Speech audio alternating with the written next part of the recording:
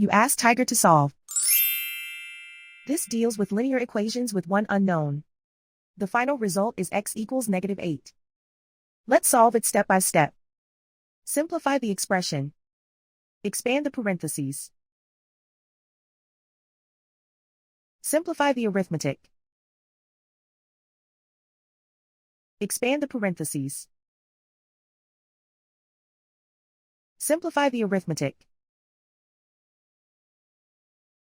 Group all constants on the right side of the equation. Subtract 14 from both sides.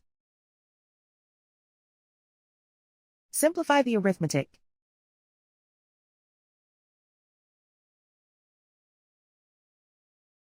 Isolate the x. Divide both sides by -2. Cancel out the negatives. Simplify the fraction. Move the negative sign from the denominator to the numerator. Find the greatest common factor of the numerator and denominator.